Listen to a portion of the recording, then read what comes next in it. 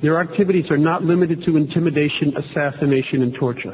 And while these are certainly the most egregious of their actions, they also engage in more subtle activities which have equally damaging political consequences. On the political front, these activities are designed to present to the world a different face of Iran, to depict those that stand up for democracy, for basic human rights, such as freedoms of expression and association, to be free from arbitrary arrest and detention, as well as torture. The MOIS will depict these people as subversives, as terrorists. Now, this is done in a rather futile attempt to shape world opinion, make it beneficial to their own cause and their ideals. Now, that's failing, obviously. It then becomes an effort, at a minimum, to get the world to turn a blind eye towards their regime's atrocities. And they don't just do that in the region or in their own country. They do it across the globe. They have far-reaching efforts. The situation in Camp Ashraf and the recent massacre which occurred there only 3 months ago is a perfect example in terms of what the MOIS is able to do in attempting to shape world opinion. It's been their consistent maligning of the NEK as a subversive and terrorist organization. This in direct contravention to the multiple reports, both here in the United States and internationally, that have provided the true story behind the massacre which occurred, and the reality of the MEK as a peace-loving, pro-democratic, non-violent organization seeking only to promote a pluralist system with freedom of speech, assembly, and political parties, a separation of church and state, and gender equality.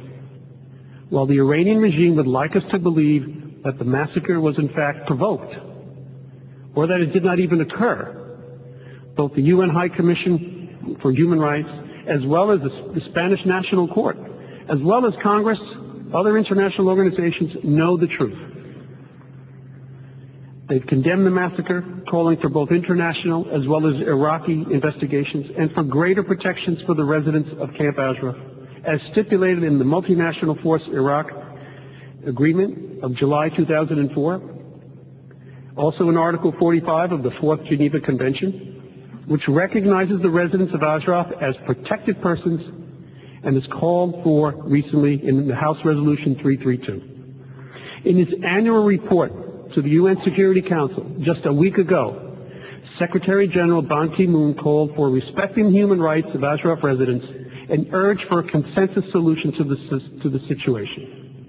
In addition, as has been pointed out previously, the House of Representatives Foreign Affairs Committee unanimously approved an amendment to the Foreign Relations Authorization Act that makes it a policy of the U.S. to, quote, take all necessary and appropriate steps to prevent the forcible relocation of Camp Ashraf residents inside Iraq and facilitate the robust presence of the UN assistance mission in Iraq in Camp Ashraf. The residents of Camp Ashraf have called this their home for over 25 years. But still, they're being massacred, they're being abused, they're being denied their basic human rights. Iraq has called for the forcible dispersal of the residents of Camp Ashraf. Now, one can only imagine what would happen to them if they were forcibly moved to a remote location in Iraq away from the international community's watchful eyes. Recent comments by the U.S. ambassador in Iraq appear to endorse this proposal.